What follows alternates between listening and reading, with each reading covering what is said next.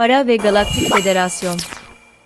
Merhaba, bana bir kez daha katıldığınız için teşekkür ederim. Umarım çok iyisinizdir. Ben Mari Sıvaru.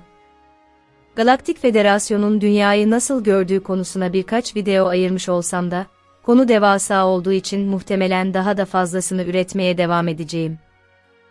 Birkaç kelimeyle, Federasyon dünyayı sadece orada enkarne olan insanlar ve ruhlar için değil, aynı zamanda dünyayı ziyaret eden veya orada belirli bir şey yapmak isteyen sayısız yıldız ırkı içinde bir okul ve oyun alanı olarak görüyor. Durumu yakından incelediğimizde, meşhur ana direktifin bile dünya için tam olarak geçerli olmadığını ya da sadece federasyonun çıkarları için uygun olduğunda ve gerekli gördüklerinde hem insan hem de insan olmayan insanların eylemlerini ve özgürlüklerini sınırlamak için bir bahane olarak tuttuğunu gördük. Ancak federasyonun kendisi, işlerine geldiği zaman ana direktifin katı kurallarına uymayacaktır. Federasyon dünyayı, gezegenin hemen dışında çok sayıda günlük yaşamlarına devam eden yıldız ırklarının geri kalanından hem teknolojik hem de psikolojik olarak izole edilmiş, kapalı bir bölge olarak görürken, iç kontrol mekanizmaları, resmi gerçekliği ve kozmolojisinin dışarıdaki daha büyük olanla uyuşmadığı, kendi kendine yeten ve kendi kendine işbirliği yapan bir bölge sağlamaya devam etmektedir.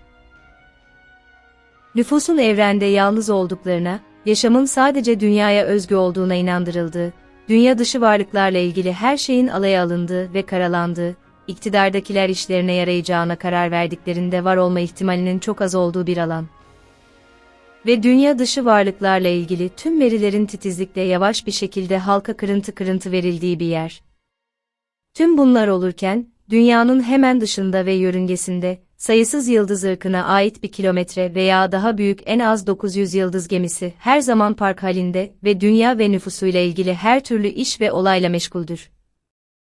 Dünyanın neredeyse karantina koşullarında tutulmasının nedeni son derece karmaşıktır ve gezegendeki ve gezegen dışındaki sayısız uzmanın çalışma konusudur ve bu karmaşık konuyu uzun bir süre daha araştırmaya devam edeceğiz. Ancak birkaç kelimeyle ve yukarıda da söylediğim gibi, dünya insanların, ruhların güçlü duygularla ve her türden öğrenmeyle dolu zenginleştirici bir deneyim yaşamak için gittikleri bir yerdir. Özellikle de yaşamdaki her türden güçlü aşırılıkları nedeniyle dünyada yaşamanın ruhlara verdiği genel olarak güçlü zıtlığı kullanarak. Galaktik Federasyon dünyanın ve içinde olup biten her şeyin nihai kontrolünü elinde tutmadığını, bu kontrolü orada enkarne olmuş ruhlara bıraktığını, Federasyonu nüfusun ve orada enkarne olmuş ruhların güvenliğini sağlayacak ve onların arzu ettikleri deneyime saygı duyulmasını garanti edecek bir izleme ve kontrol örgütü olarak bıraktığını iddia etmektedir.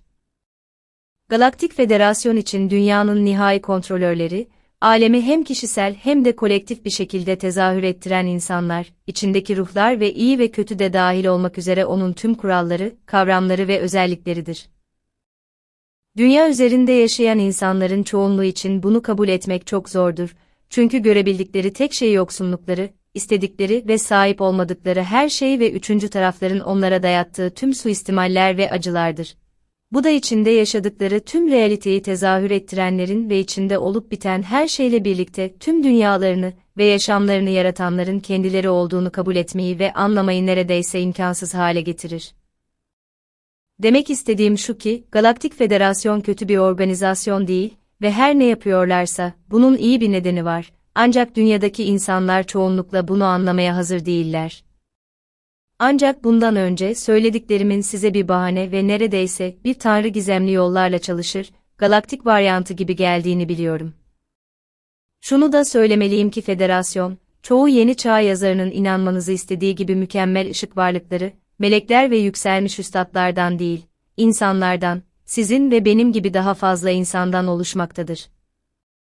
Ve insanlardan oluşan diğer tüm karmaşık ve büyük organizasyonlarda olduğu gibi, orada da her zaman kusurlu şeyler, gündemler ve karanlık işler dönmektedir. Para için de durum böyledir. Para çağlar boyunca dünyada birincil kontrol mekanizması olarak kullanılmıştır ve oradaki yaşamın bir özelliği olarak o kadar belirleyicidir ki, en azından çoğu kişi için neredeyse tüm enkarnasyon deneyimini tanımlar. Dünyada ekonominin neredeyse kendi başına bir yaşamı olduğu, finansal hareketlerin ve borsaların bir para biriminin değerini ve nasıl takas edilmesi gerektiğini belirlediği söylenir. Ve sadece birkaç kişi her şeyin dünyada gücü elinde bulunduranlar tarafından kontrol edildiğini, ekonominin ve dalgalanmalarının tamamen bu insanlar tarafından kontrol edildiğini ve tabii ki her zaman onların yararına olduğunu fark etmiştir. Dünyada parayla ilgili her şeyi kontrol eden bu kişilerin güçlü isimlere sahip eski aileler, Federal Rezerv, Dünya Para Fonu ve benzeri kuruluşlar olduğu söylenmektedir. Ve açıkçası, dünyadaki tüm parayı kontrol ediyorlar. Ancak sorun çok daha kötü bir hal alıyor çünkü tüm bu kuruluşların, hükümetlerin ve güçlü isimlere sahip insanların ötesinde, dünyadaki tüm paranın nihai denetleyicisi Galaktik Federasyon'dur. Paranın değerini ve dünyadaki her bölgenin sahip olabileceği ya da çalışabileceği miktarı belirleyen ve dikte eden, aynı zamanda her büyük hareketin tüm fonlarını tayin eden de odur. Galaktik Federasyon tüm parayı kontrol etmelidir çünkü para dünya üzerindeki ana kontrol mekanizmasıdır. Bu nedenle gezegenin kaderini ve akıbetini izleyen ve karar veren her kimse, asıl amacı ruhların arzu ettikleri deneyimi yaşayabilecekleri bir yer sağlamak olsa bile, her şeyden önce parayı kontrol etmelidir. Söyleyeceğim bir sonraki şey çok önemli. Dünya yalnızca içinde enkarne olmuş ruhların bir deneyim yaşadığı ya da yaşaması için her bir kişinin kendi rolünü oynadığı bir yer değildir. Dünya aynı zamanda insan görünümlü ya da olmayan tüm ırklardan dünya dışı insanların da dünyaya ya da dünyanın yakınlarına gelerek başka bir rolle, ziyaretçi dünya dışı varlık rolüyle, başka bir tür deneyim yaşadıkları bir yerdir. Yani dünya, orada enkarne olmuş insanlar ve ruhlar için ve uzak gezegenlerden ziyarete gelen diğer insanlar ve ruhlar için bir oyun alanıdır. Her insan kendine biçilen ve oynamak istediği role sahiptir. Bazı ruhlar dünyada insan olmak için oynar, diğerleri dünyada dünya dışı varlıklar olmak için oynar ve diğerleri de dünya ile bir ilgisi olan dünya dışı varlıklar olmak için oynarlar. Bunların hepsi aynı oyunun, yani dünyanın ve kültürünün seviyeleridir çünkü pek çok kişi böyle olmasından hoşlanmasa da, dünyanın kültüründe dünya dışı varlık ve etki çok fazladır. Dünya dışı varlıklar kendi toplumlarında ve kültürlerinde çoğunlukla paraya ihtiyaç duymasalar da, bir önceki videomda açıkladığım gibi, dünyada faaliyet gösterirken ve bir şeyler yaparken, tabii ki ne yaptıklarına bağlı olarak, paraya ihtiyaç duyarlar.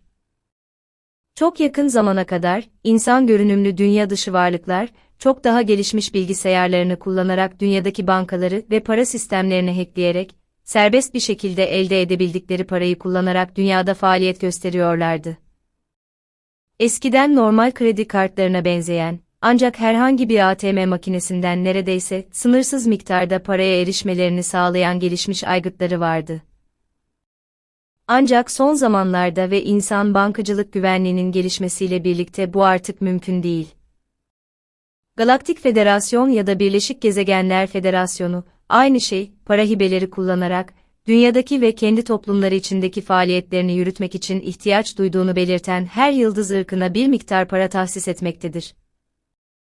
Çoğunlukla insan görünümlü yıldız ırkları federasyondan ne için kullanacaklarını belirterek para isterler ve bir konseyde istedikleri şeyin kendi kural ve düzenlemelerine uygun olup olmadığına karar verirler ve her ırka bir hibe tahsis ederler. Bu sayede Galaktik Federasyon, dünyayı ziyaret eden ve insanların arasında dolaşan, onlardan daha fazlasıymış gibi görünen insan görünümlü yıldız ırklarının tüm hareketleri ve operasyonları üzerinde tam kontrole sahip olur ve istedikleri zaman fonlarını kesebilir. Bu, dünyadaki ve gezegen dışındaki pek çok insan için büyük bir şok olsa da, tüm bunları yakından gözlemlediğimizde, dünyada olup bitenler ve kültürlerinde insanlarla kaynaşan yıldız ırklarının katılımı üzerinde tam bir kontrol sağlamak için federasyon tarafından sadece mantıklı değil, aynı zamanda gereklidir. Hibe isteyen tüm yıldız ırkları hibe alamaz ve Galaktik Federasyon'un insanlarla ilişki kuran ve dolayısıyla toplumlarını etkileyen yıldız insan türlerini nasıl yönlendirdiği burada açıkça görülebilir. Targetanlar söz konusu olduğunda, aldıkları hibe küçük ama en azından yine de alıyorlar ve operasyonlar için para olarak kabul ediliyor.